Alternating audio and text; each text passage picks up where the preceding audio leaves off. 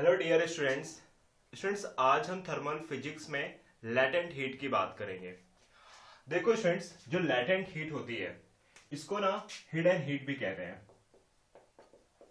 Hidden heat, ठीक है students. मैं एक्सप्लेन करता हूं आपको ये चीज क्या होता है। स्टूडेंट्स, जब स्टेट या फेज चेंज होता है, ठीक है ना, जैसे कि सपोज करो कि आइस वाटर में कन्वर्ट हो रहा है, तो आइस जब वाटर में कन्वर्ट हो रहा होता है तो आप कह सकते हो कि यहां पर जो वाटर है उसका स्टेट चेंज हो रहा है या आइस वाटर में कन्वर्ट हो रहा है। लेकिन आइस का वाटर में कन्वर्ट होना, ये जो प्रोसेस है, इस समय जो टेम्परेचर है वो कांस्टेंट होता है। यानी आप ध्यान से सुनो, आइस का वाटर में कन्वर्ट होना एट कांस्टेंट टेम्परेचर, जिसे थर्मल आइसोथर्मल प्रोसेस भी आप कह सकते हैं स्टूडेंट्स, और उस समय जो आप हीट देते हो उसे लैटेंट हीट कहते हैं। एक और एग्जांपल मैं आपके सामने रखता हूं स्टूडेंट्स। जब 100 डिग्री सेल्सियस पर, यानी कि बॉइलिंग वाटर स्टीम में कन्वर्ट हो रहा होता है, बॉइलिंग वाटर स्टीम में कन्वर्ट हो रहा होता है 100 डिग्री सेल्सियस के टेम्परेचर पर, ठीक है ना। तो अब बॉइलिंग वाटर अगर स्टीम में कन्वर्ट हो रहा है, दैट मींस कि आप कंटिन्यू हीट तो सप्लाई कर रहे हो बट टेम्परेचर कांस्टेंट है। तो this is the also example of isothermal process, ठीक है। तो इन शॉर्ट आपको इतना समझना है, लैटेंट हीट आप तब सप्लाई करते हो जब स्टेट चेंज हो रहा हो, यानी कि जो वाटर है या कोई भी सॉलिड एक फॉर्म से दूसरे फॉर्म में कन्वर्ट हो रहा हो एट कांस्टेंट टेम्परेचर, और उस समय आप जो हीट सप्लाई करते हो उसे हम कहते हैं लैटेंट हीट, ठीक है स्टूडेंट्स। तो आप लिख सकते हो the amount of heat required to change the state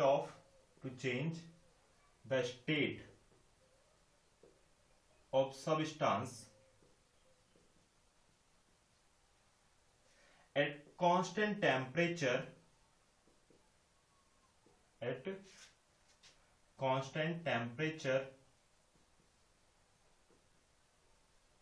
is called latent heat,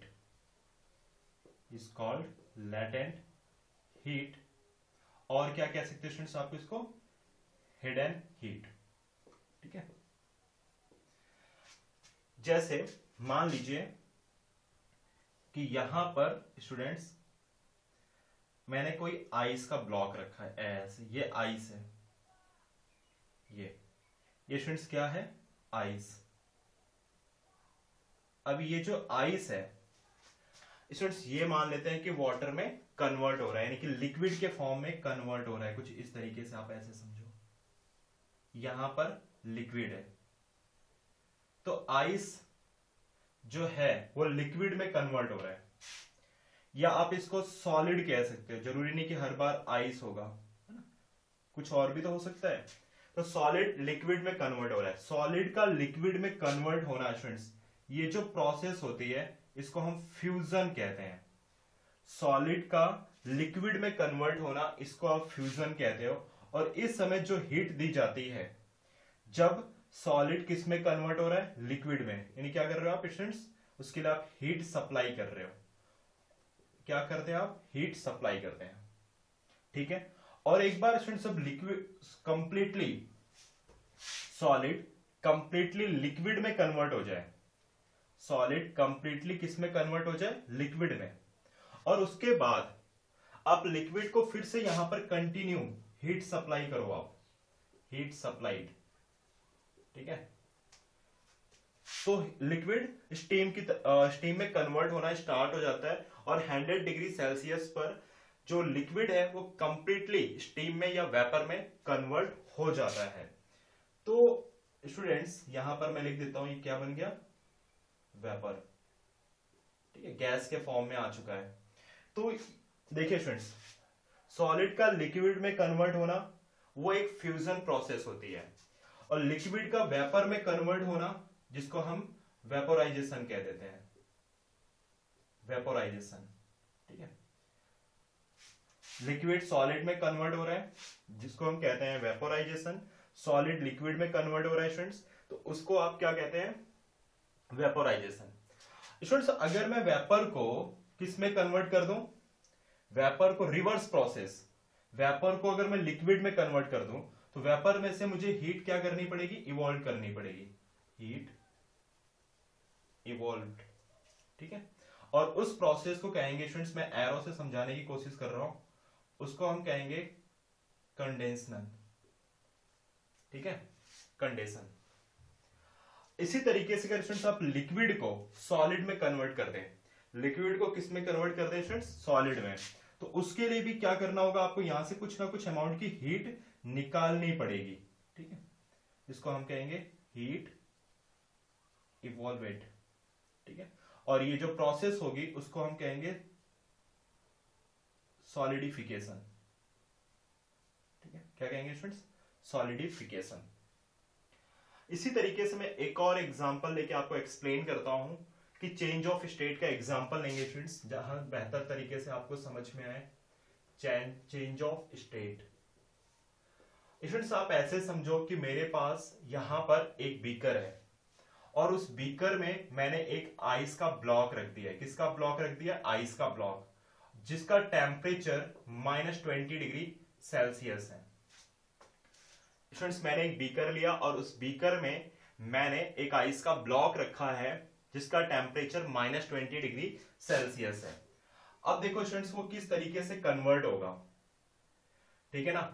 तो मैं पहले ग्राफ यहां पे बना देता हूं। ग्राफ हम ड्रॉ करते हैं हीट इनपुट और टेम्परेचर के बिटवीन में, टेम्परेचर डिग्री सेल्सियस में।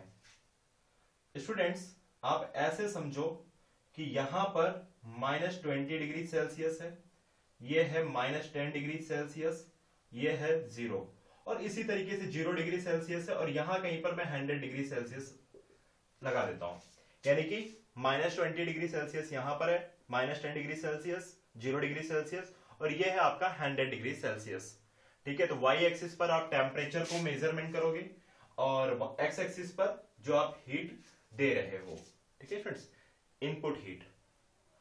तो थोड़ा सा आगे बढ़ते हैं। अब देखिए स्टूडेंट्स, जो लैटेंट हीट होती है, लैटेंट हीट वो डायरेक्टली प्रोपोर्शनल टू मास होती है ना। तो लैटेंट हीट यानी कि Q इक्वल टू हो जाएगा M इंटू एल, और ये L होता है स्टूडेंट्स, ये जो L होता है ये होता है कांस्टेंट। क्या होता है, कांस्टेंट, और ये लैटेंट हीट को एक्सप्लेन कर रहा होता है। तो स्टूडेंट्स L इक्वल टू क्या हो जाता है, L इक्वल टू हो जाता है Q by M, L equal to हो जाएगा students Q by M। Q क्या है, हीट एनर्जी, और M है मास ऑफ सबस्टांस, ठीक है। चलिए आगे बढ़ते हैं। देखो स्टूडेंट्स यहां पे जो ये आइस का ब्लॉक है जो कि -20 डिग्री सेल्सियस पर है, अब इस आइस के ब्लॉक को आपको स्टीम में कन्वर्ट करना है। आइस के ब्लॉक को आप स्टीम में कन्वर्ट करना चाहते हो, ओके। तो स्टूडेंट्स अब एक काम करिए, आइस के ब्लॉक को आप कुछ अमाउंट की हीट दीजिए। आप आइस के ब्लॉक को जो अमाउंट ऑफ हीट दोगे तो ग्राफ कुछ इस तरीके से ऊपर की ओर बढ़ेगा, ठीक है स्टूडेंट्स, ऐसे कुछ ऐसे बढ़ेगा, यानी -20 डिग्री सेल्सियस से वो 0 डिग्री सेल्सियस की तरफ जाएगा। और इस समय जो हीट आपने दी है वो होगी ms डेल्टा T। और स्टूडेंट्स ये जो S है वो स्पेसिफिक हीट ऑफ आइस होने वाली है, आई मैंने लिख दिया, स्पेसिफिक हीट ऑफ आइस, ठीक है स्टूडेंट्स। और एक बार जब ये आइस का ब्लॉक जो आपने यहां रखा है और उसका टेम्परेचर आप मान लीजिए कि कितना हो गया है, 0 डिग्री सेल्सियस, कितना हो गया, 0 डिग्री सेल्सियस। अब स्टूडेंट्स आप कंटिन्यू, आप आइस को कंटिन्यू 0 डिग्री सेल्सियस पर हीट देंगे, लेकिन आइस का जो टेम्परेचर है वो इंक्रीज नहीं होगा, लेकिन आइस वाटर में कन्वर्ट हो रहा होगा। इसी चीज को मैंने यहां समझाने की कोशिश की है।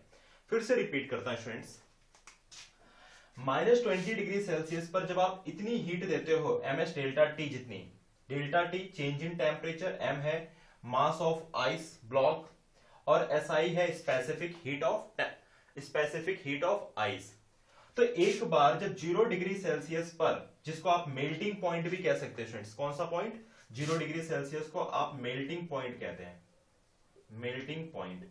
तो एक बार जब आइस का ब्लॉक मेल्टिंग पॉइंट पर पहुंच जाता है, उसके बाद आप कंटिन्यू हीट सप्लाई करते रहो, लेकिन जो आइस है उसका टेम्परेचर नहीं बढ़ेगा, लेकिन आइस किस में कन्वर्ट हो रहा होगा, वाटर में। और इस तरीके से मान लीजिए आप यहां पर इस स्टेट में जो हीट देते हैं उसी को हम कहते हैं लेटेंट हीट। क्या कहते हैं स्टूडेंट्स, लेटेंट हीट। तो इसको बोलेंगे Q इक्वल टू ml, और ये जो L होगा स्टूडेंट्स, इस L को आप कैसे कहोगे, लेटेंट हीट ऑफ फ्यूजन। तो मैं इसको एक बार F लिख देता हूं, उसके बाद में मैं लेटेंट हीट ऑफ फ्यूजन को एक्सप्लेन कर दूंगा बाद में। तो देखो स्टूडेंट्स, और यहां पर इस जगह यहां पर आपको मतलब कि आइस भी मिलेगा स्टूडेंट्स, आइस भी होने वाला है, प्लस वाटर होगा। कहां पे, 0 डिग्री सेल्सियस पर। लेकिन यहां पे आपके पास सिर्फ और सिर्फ क्या होने वाली है, आइस होने वाली है। और एक बार 0 डिग्री सेल्सियस पर आइस कंप्लीटली लिक्विड में कन्वर्ट हो गया, वाटर में कन्वर्ट हो गया। और उसके बाद अगर आप स्टूडेंट्स टेम्परेचर को बढ़ाओगे, तो टेम्परेचर कंटिन्यू टेम्परेचर बढ़ाना मतलब हीट सप्लाई करना, क्योंकि heat directly proportional to the temperature. ठीक है स्टूडेंट्स, तो एक बार आइस कंप्लीटली किस में कन्वर्ट हो चुका है, वाटर में। और उसके बाद अगर आप हीट सप्लाई करोगे स्टूडेंट्स, तो वाटर का टेम्परेचर बढ़ने लगेगा इस तरीके से, और वो किधर जाएगा, बॉइलिंग पॉइंट की तरफ। तो 100 डिग्री सेल्सियस को आप कह सकते हो स्टूडेंट्स बॉइलिंग पॉइंट। कौन सा पॉइंट, बॉइलिंग पॉइंट। ठीक है। और एक बार जब ये 100 डिग्री सेल्सियस पे पहुंच जाएगा, यानी यहां पर जो हीट आप दे रहे हो स्टूडेंट्स, इस जगह पर जो हीट आप दी जा रही है इस जगह पर, वो है ms डेल्टा T। लेकिन ये जो S है वो स्पेसिफिक हीट ऑफ वाटर है। क्या स्टूडेंट्स, वो स्पेसिफिक हीट ऑफ वाटर है। ओके। अब स्टूडेंट्स क्या होगा कि एक बार 100 डिग्री सेल्सियस पर वाटर पहुंच गया, ठीक है। अब वाटर कंटिन्यू क्या होने लगेगा, बॉयल होने लगेगा। वाटर का टेम्परेचर नहीं बढ़ेगा। 100 डिग्री सेल्सियस पर वाटर कंप्लीटली स्टीम में कन्वर्ट होने लगेगा। यानी आप उसके बाद आप कंटिन्यू कितनी भी हीट एनर्जी दो, लेकिन वाटर का टेम्परेचर नहीं बढ़ेगा। लेकिन एक बार पूरा का पूरा वाटर स्टीम में कन्वर्ट हो जाए 100 डिग्री सेल्सियस पर, उसके बाद ये ग्राफ ऊपर की ओर चल पड़ेगा।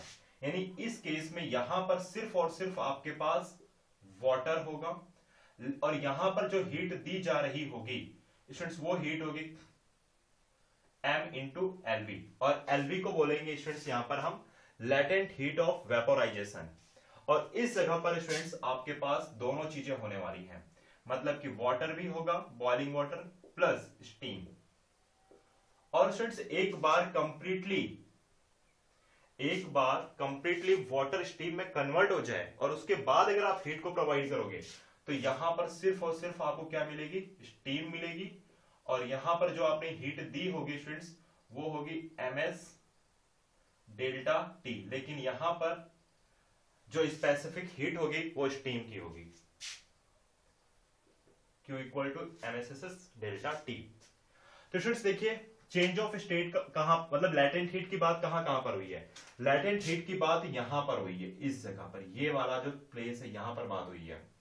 ठीक है, यहां पर बात हुई है, लेटेंट हीट की यहां पर बात हुई है। समझ में आ रही बात स्टूडेंट्स? इन शॉर्ट, जहां पर स्टेट चेंज होता है, चेंज ऑफ स्टेट होता है, चेंज ऑफ फेज होता है स्टूडेंट्स, वहां पर लेटेंट हीट होती है। यानी कि आप कंटिन्यू हीट सप्लाई करो, लेकिन टेम्परेचर में कोई चेंजेस नहीं होगा, टेम्परेचर कांस्टेंट हो, तो उस जगह को हम कहते हैं, या उस जगह पर दी जाने वाली हीट को हम लेटेंट हीट कहते हैं। और चेंज ऑफ स्टेट का ग्राफ कुछ इस तरीके से होगा स्टूडेंट्स, इसे बहुत ही अच्छे से आप ड्रॉ कर लीजिए। ठीक है, और इसको आपको ध्यान में रखना है। ठीक है स्टूडेंट्स, एक बार आप इसे नोट कर लीजिए, फिर आगे हम डिस्कशन करते हैं। ये भी बहुत इंपॉर्टेंट है स्टूडेंट्स, कि सॉलिड लिक्विड में कन्वर्ट हो तो फ्यूजन बोलते हैं, और सॉलिड को लिक्विड में कन्वर्ट करने के लिए आपको हीट सप्लाई करनी पड़ती है। लिक्विड को वेपर में कन्वर्ट करने के लिए भी हीट सप्लाई करनी पड़ती है, जिसे वेपोराइजेशन कहते हैं। लेकिन अगर मैं वेपर को लिक्विड में कन्वर्ट करूं तो मुझे यहां से हीट बाहर निकालनी पड़ती है, इमिट करनी पड़ती है। उस प्रोसेस को आप कंडेंसन कहते हो। और लिक्विड को सॉलिड में कन्वर्ट करने के प्रोसेस को सॉलिडिफिकेशन कहते हैं। और इस केस में भी आपको हीट निकालनी पड़ेगी। जब आप लिक्विड में से हीट को बाहर निकाल दोगे तो लिक्विड सॉलिड में कन्वर्ट हो जाएगा। और ये होता है लैटेंट हीट का formula, Q equal to ml। m है मास और Q है हीट और L क्या है, कांस्टेंट, जो कि लैटेंट हीट को रिप्रेजेंट करता है। तो L equal to Q by m, और इसका यूनिट बनेगा स्टूडेंट्स यहाँ पर कैलोरी पर ग्राम। लैटेंट हीट का जो यूनिट होगा वो होगा कैलोरी पर ग्राम। तो एक बार आप इसे अच्छे से नोट कर लीजिए, फिर आगे हम कंटिन्यू करेंगे।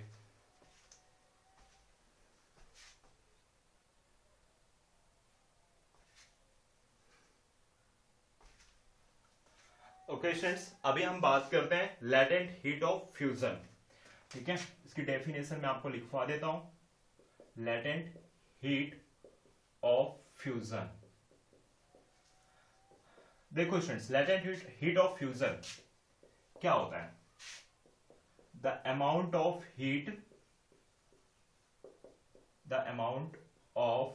Heat is supplied to convert unit mass of solid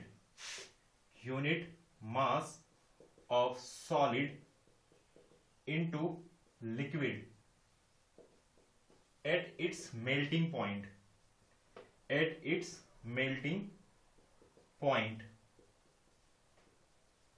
ठीक है, is called latent heat of fusion। Latent heat of fusion.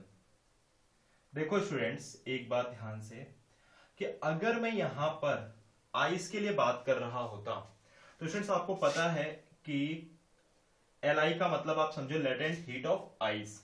Latent heat of ice है ना, मैं ऐसे लिख देता हूं, लैटेंट हीट ऑफ आइस, जिसका मेल्टिंग पॉइंट क्या होता है, 0 degree Celsius. Melting point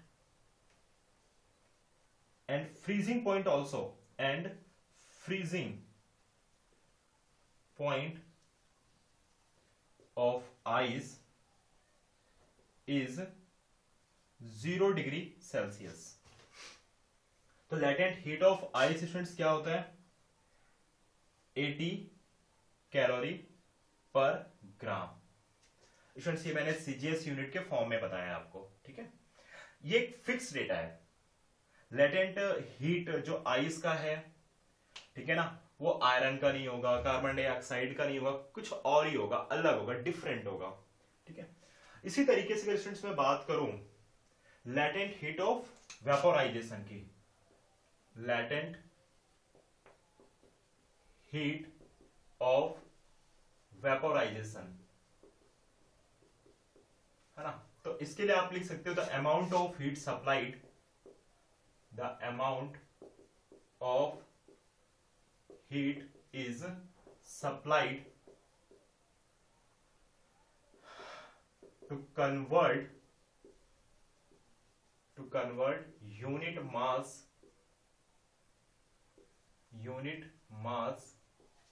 of liquid into vapor at its boiling point.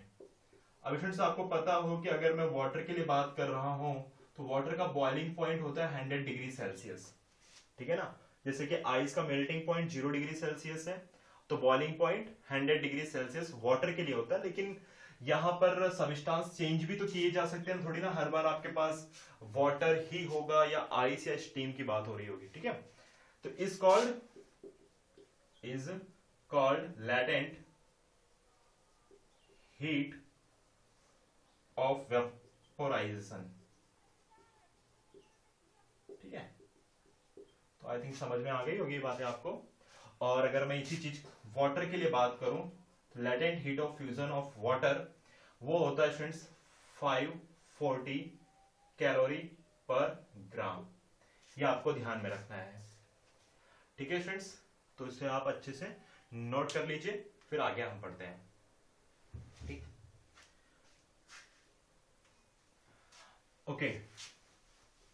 अब स्टूडेंट्स अब हम बात करते हैं लॉ ऑफ मिक्सचर पर। लॉ ऑफ मिक्सचर क्या होता है? लॉ ऑफ मिक्सचर, देखो स्टूडेंट्स, लॉ ऑफ मिक्सचर मतलब यह होता है कि सपोज करो आपके पास दो सब्सटेंस हैं, एक का स्पेसिफिक हीट कैपेसिटी 1 है, दूसरे का पहले का टेम्परेचर T1 है, दूसरे की स्पेसिफिक हीट कैपेसिटी H2 है और उसका टेम्परेचर T2 है। यहां पर मान लेते जो मास है वो M1 है और यहां पर जो मास है वो M2 है। स्टूडेंट्स फिर से एक बार रिपीट कर रहा हूं कि मेरे पास सपोज करो यहां पर कि एक सिस्टम है जहां पर वाटर है, इसके अंदर आप मान लीजिए कि वाटर है और यहां पर आइस का ब्लॉक है, आइस है। ठीक है स्टूडेंट्स, जिसका मास M2 है, उसकी स्पेसिफिक हीट कैपेसिटी H2 है, टेम्परेचर उसका T2 है।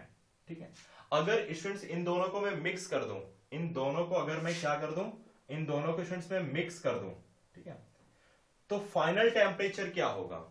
फाइनल टेम्परेचर क्या होगा, यानी इस वाले सब्सटेंस को आप इस वाले सब्सटेंस के साथ मिक्स कर दो तो फाइनल टेम्परेचर क्या होगा? तो उसको कैसे फाइंड आउट करेंगे? उसके लिए एक फॉर्मूला है, ध्यान रखना, heat gain by one substance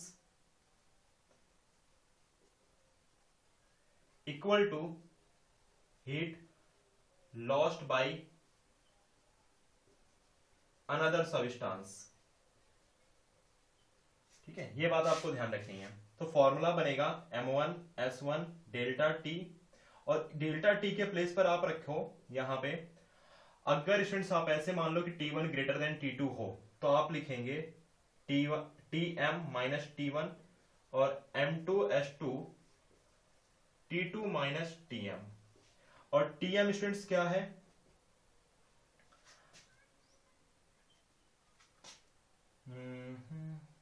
just T1 greater than Tm है ना, तो इसको आप लिखेंगे T1, इसको लिखेंगे Tm, और ये होगा स्टूडेंट्स Tm और ये होने वाला है T2, और Tm है टेम्परेचर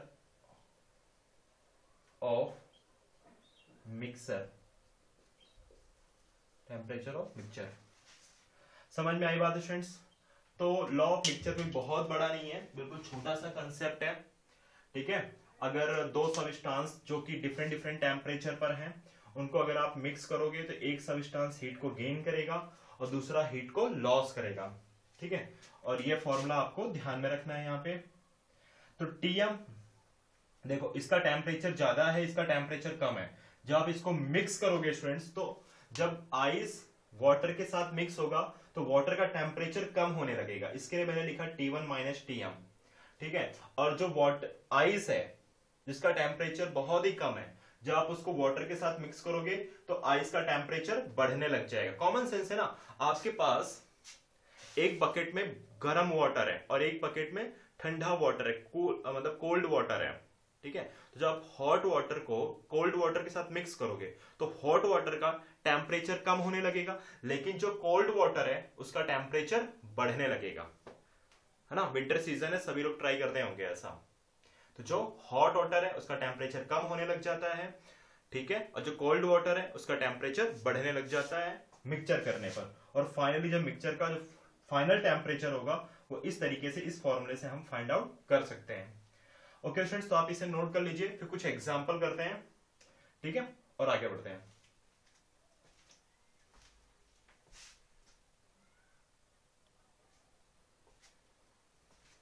ओके स्टूडेंट्स, मैंने आपको एक वर्कशीट सेंड की है।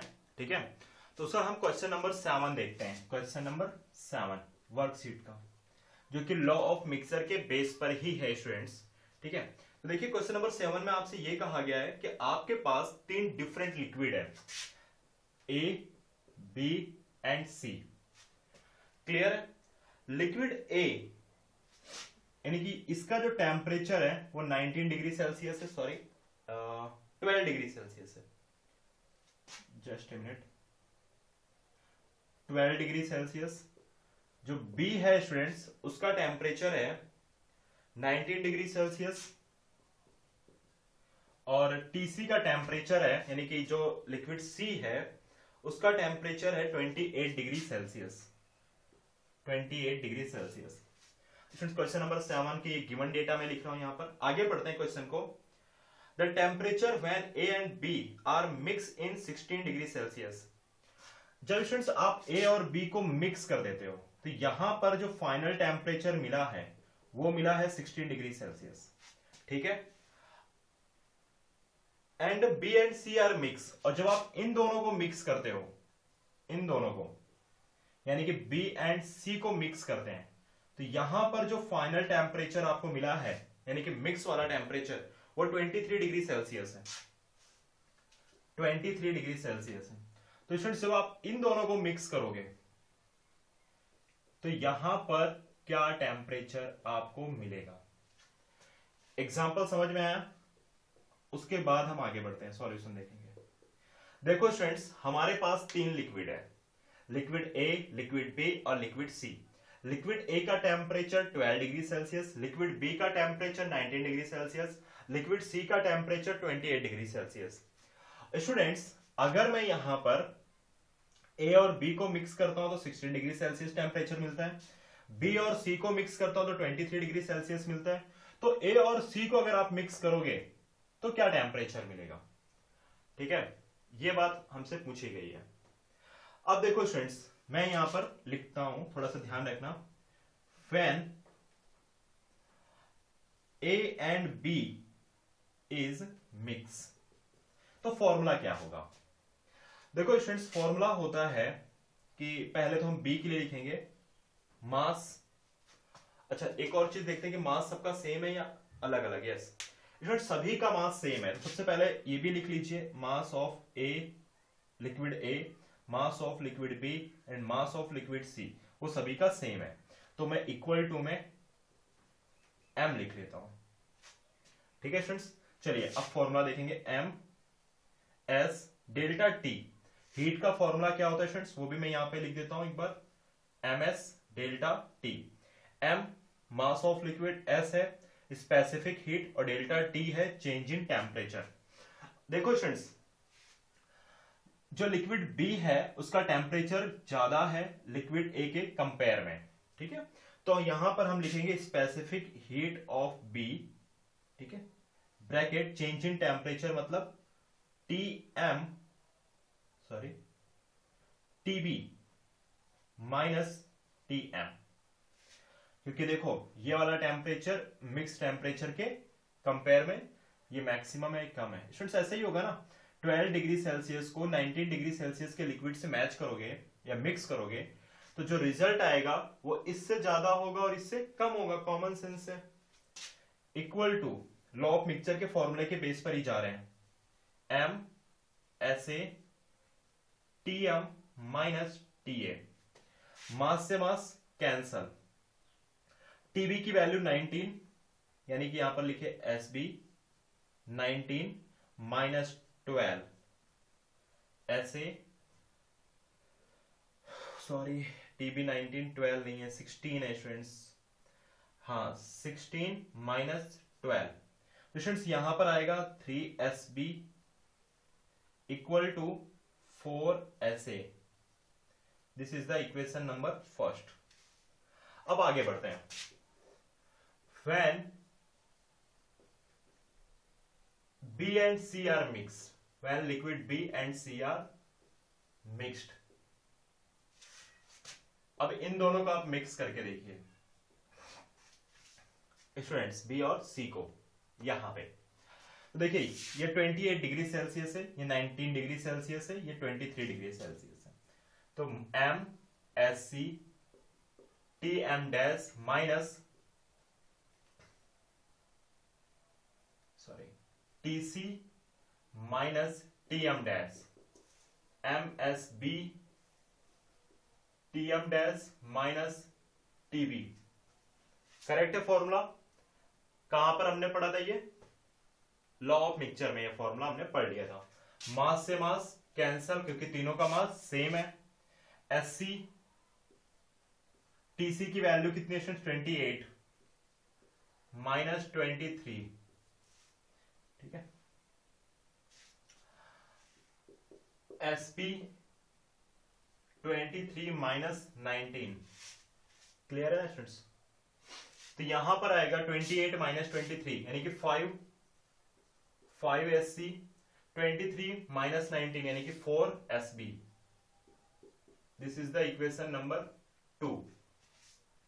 और इसी तरीके से लिख लीजिए when A and C are mixed, तो फॉर्मूला क्या बनेगा? सेम इसी तरीके से लिखे M SC TC minus TM double dash equal to MSA TM double dash minus TA, correct. तो देखो फ्रेंड्स, मास से मास कैंसिल हो गया, SC TC की वैल्यू हो गई 28 minus TM double dash equal to SA TM double dash minus 12 degree Celsius. अब students problem क्या है? इसको आप इक्वेशन नंबर 3 तो दे दीजिए और आपको TM डैश फाइंड आउट करना था, TM double dash find out करना था, लेकिन स्टूडेंट्स आपके पास SC और SA भी नहीं है। तो SC और SA आप कहां से फाइंड आउट करेंगे स्टूडेंट्स? आप SC और SA इक्वेशन नंबर 1 से फाइंड आउट कर सकते हैं। तो देखिए 1 और 2 से, सॉरी स्टूडेंट्स, देखिए यहां पर हमें SB की कोई जरूरत नहीं, तो आप एक काम करिए, यहां से SB की वैल्यू निकालिए, इस इक्वेशन से SB की वैल्यू निकालिए। तो SB इक्वल टू क्या होगा स्टूडेंट्स? 4/3 SA, और ये वाली जो वैल्यू है इसको यहां पर पुटअप कर दीजिए SB की जगह पर। तो अगर मैं यहां पर पुटअप करूं स्टूडेंट्स, ये क्या होगा, मैं यहां लिख देता हूं, या फ्रॉम इक्वेशन 1 एंड इक्वेशन 2, है ना, नीचे देखते हैं। तो 5SC 4 और SB की जगह पर ये वाली वैल्यू पुटअप करिए,